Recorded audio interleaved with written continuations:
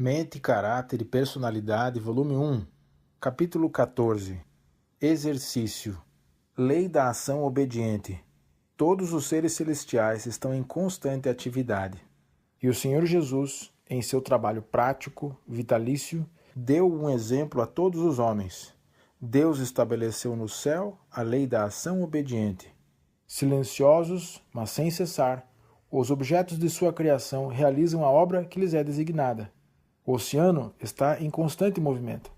A relva a germinar, que hoje existe e amanhã lançada ao forno, cumpre sua tarefa, revestindo de beleza os campos. As folhas são agitadas pelo vento, e no entanto nenhuma mão se vê a tocá-las. O sol, a lua e as estrelas são úteis, e cumprem gloriosamente a missão que lhes é designada. E o homem, corpo e mente criados à semelhança do próprio Deus, têm de ser ativos para preencher o lugar determinado. O homem não se destina a ficar ocioso. A ociosidade é pecado. A maquinária do corpo tem de continuar sua obra. Estudai o plano do Senhor acerca de Adão, que foi criado puro, santo e sadio. A Adão foi dado algo a fazer. Devia usar os órgãos dados por Deus. Não é possível que ele devesse ficar ocioso. Seu cérebro tinha que trabalhar, não de modo maquinal, como uma máquina qualquer. Em todo o tempo, a maquinaria do corpo continua sua obra.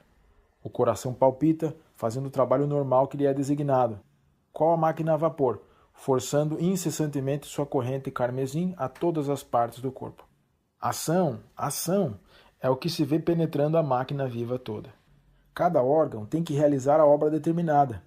Se continuar a inação física, haverá cada vez menos atividade do cérebro. Exercício ao ar livre. O organismo todo precisa da revigorante influência do exercício ao ar livre. Umas poucas horas de trabalho físico diariamente tenderiam a renovar o vigor físico e dar repouso e alívio à mente. Ar, a preciosa dádiva do céu, que todos podem usufruir. Vos abençoará com sua influência revigorante, se não recusardes sua entrada. Dai-lhe boa acolhida, cultivai o amor por ele, e se demonstrará um precioso calmante dos nervos. O ar tem de estar em constante circulação para conservar-se puro. A influência do ar puro, renovado, é o fazer o sangue circular sadiamente através do organismo. Refrigera o corpo e tende a torná-lo sadio e forte, enquanto ao mesmo tempo é sentida decididamente sua influência sobre a mente, comunicando certa calma e serenidade. Estimula o apetite, tornando mais perfeita a digestão do alimento e induzindo um sono suave e sadio. Inatividade prolifera causa de moléstias. A inatividade é prolífera causa de moléstias. O exercício aviva e equilibra a circulação do sangue, mas na ociosidade o sangue não circula livremente e não ocorrem as mudanças que nele se operam e são tão necessárias à vida e à saúde. Também a pele se torna inativa. As impurezas não são eliminadas, como seriam se a circulação houvesse sido estimulada por vigoroso exercício. A pele conservada em condições saudáveis e os pulmões alimentados com abundância de ar puro renovado. Este estado do organismo lança um duplo fardo sobre o sistema eliminatório, dando em resultado a doença. Judiciosa regulamentação do exercício. O exercício físico bem dirigido, usando as forças, mas delas não abusando, provar-se-ia eficaz agente medicinal.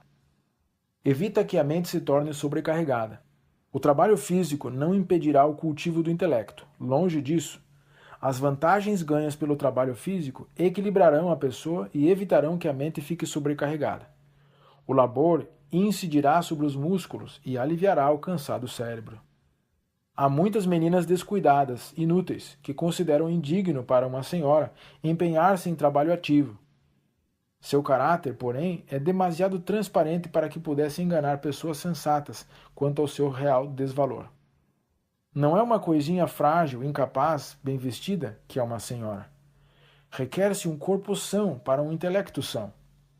A sanidade física e o conhecimento prático de todos os deveres domésticos necessários jamais serão estorvos para um intelecto bem desenvolvido. Ambos são de altíssima importância para uma senhora. Sem exercício, não pode a mente estar em condições de trabalho. Para um jovem sadio, o exercício rigoroso, severo, Fortalece o cérebro, ossos e músculos, e é um preparo essencial para o árduo labor de um médico. Sem semelhante exercício, a mente não pode estar em condições de trabalho. Ela não pode apresentar a ação rápida e incisiva que dá finalidade às suas faculdades. Torna-se inativa. Semelhante jovem nunca se tornará o que Deus pretendia que ele fosse. Marcou tantos lugares de descanso que se tornará qual poço estagnado. A atmosfera que o rodeia está carregada de micróbios morais. Esforço mental restrito quando negligenciado o exercício físico. Os que se empenham em constante labor mental, quer no estudo, quer pregando, precisam de repouso e variação. O estudante fervoroso está constantemente forçando o cérebro, enquanto muitas vezes negligencia o exercício físico, e, em resultado, as faculdades físicas são enfraquecidas e o esforço mental é restrito. Assim, o estudante deixa de realizar a própria obra que ele poderia ter feito se tivesse trabalhado prudentemente. Igualar as atividades mentais e físicas. Equilibrai o esforço das faculdades físicas e mentais, e a mente do estudante será refrigerada.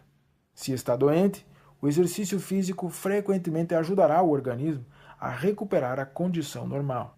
Ao saírem os alunos do colégio, devem ter melhor saúde e melhor compreensão das leis da vida do que quando nele entraram. A saúde deve ser tão sagradamente cuidada quanto o caráter. O exercício, agente medicinal. Quando os inválidos nada têm em que ocupar o tempo e a atenção, seus pensamentos se concentram em si mesmos e tornam-se mórbidos e irritáveis. Muitas vezes se preocupam com o mal que sentem, a ponto de se julgarem muito pior do que na realidade estão, e inteiramente incapazes de fazer qualquer coisa. Em todos esses casos, o bem orientado exercício físico se demonstraria eficaz remédio. Em alguns casos, ele é indispensável à restauração da saúde. A vontade acompanha o trabalho das mãos, e o que esses inválidos precisam é o despertamento da vontade. Quando esta se encontra adormecida, a imaginação torna-se anormal e é impossível resistir à moléstia. É perigoso o sistema não fazer nada. O sistema não fazer nada é, em todos os casos, um sistema perigoso. A ideia de que os que sobrecarregaram as faculdades mentais e físicas, ou que baquearam física e mentalmente, tenham de suspender a atividade a fim de reaver a saúde, é um grande erro. Casos há em que um completo repouso, por algum tempo, afastará sérias moléstias, mas no caso de confirmados inválidos, isso raramente é necessário. Inatividade, a maior desgraça para a maioria dos inválidos. A inatividade é a maior desgraça que poderia sobrevir à maioria dos inválidos. Isto se dá especialmente com aqueles cujos males foram causados ou agravados por práticas impuras. Ocupação leve em trabalho útil, ao passo que não sobrecarrega a mente e o corpo, tem benéfica influência sobre ambos. Fortalece os músculos, promove melhor a circulação, ao mesmo tempo que dá ao inválido a satisfação de saber que não é inteiramente inútil nesse atarefado mundo. Talvez não seja capaz de fazer senão pouco a princípio, mas em breve verificará que suas forças aumentam e pode proporcionalmente aumentar a quantidade de trabalho. Os médicos muitas vezes aconselham seus pacientes a empreender uma viagem marítima, ir a alguma fonte de águas minerais ou visitar lugares vários para reaver a saúde. Entretanto, em 9 casos dentre 10, se alimentassem temperantemente e fizessem animoso e saudável exercício, curar-se-iam ao mesmo tempo que poupariam tempo e dinheiro. O exercício tem de ser sistemático. Conselho a uma mãe inválida. O Senhor lhe deu uma obra a fazer, a qual ele não se propõe fazer em seu lugar. Você deve agir movida por princípio, em harmonia com a lei natural, independente dos sentimentos. Deve começar a agir segundo a luz que Deus lhe deu. Talvez não lhe seja possível fazer tudo imediatamente, mas poderá fazer muito se ativar aos poucos, com fé, crendo que Deus será seu ajudador, que ele a fortalecerá.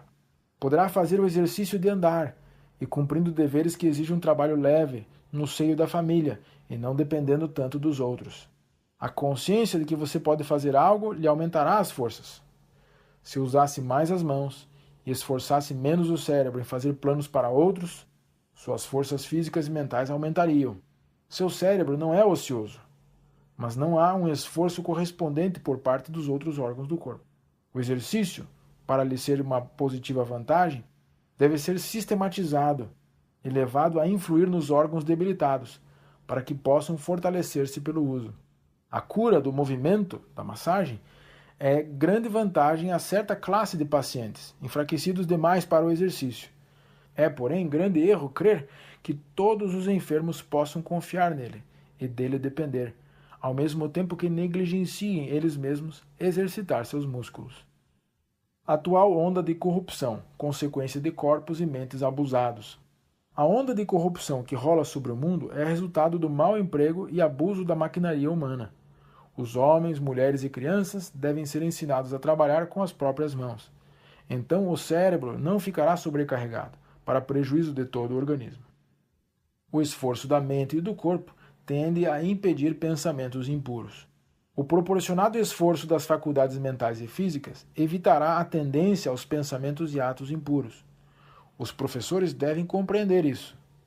Devem ensinar aos estudantes que os pensamentos e atos puros dependem da maneira em que conduzem seus estudos. As ações conscienciosas dependem do pensar consciencioso. O exercício em ocupações agrícolas e nos vários ramos de trabalho é maravilhosa salvaguarda contra a sobrecarga do cérebro. Nenhum homem, mulher ou criança que deixe de usar todas as faculdades que Deus lhe deu pode conservar a saúde. Não poderá guardar conscienciosamente os mandamentos de Deus. Não poderá amar a Deus supremamente e ao próximo como a si mesmo. Há algum trabalho braçal cada dia. O esclarecimento que me é dado é que se nossos ministros fizessem mais trabalho físico, colheriam bênçãos na saúde. É positiva a necessidade para a saúde física e a clareza mental fazer algum trabalho braçal durante o dia. Assim o sangue é atraído do cérebro para outras partes do corpo. Cada estudante deve fazer exercício. Cada estudante deve dedicar parte de cada dia ao trabalho ativo. Assim se formariam hábitos de indústria e se encorajaria um espírito de confiança em si, ao mesmo tempo em que o jovem estaria escudado de muitos males e práticas degradantes que tantas vezes são o resultado da ociosidade. E tudo isto está de acordo com o objetivo primordial da educação, pois que, encorajando a atividade, a diligência e a pureza, estamos nos pondo em harmonia com o Criador. A educação física, bem como a religiosa, praticada nas escolas dos hebreus, pode com proveito ser estudada. O valor de tal educação não é apreciado. Há uma íntima relação entre a mente e o corpo, e a fim de atingir uma elevada norma de alcance moral e intelectual, devem ser atendidas as leis que governam o nosso ser físico. Para se conseguir um caráter forte e bem equilibrado, tanto as faculdades mentais como as físicas devem ser exercitadas e desenvolvidas.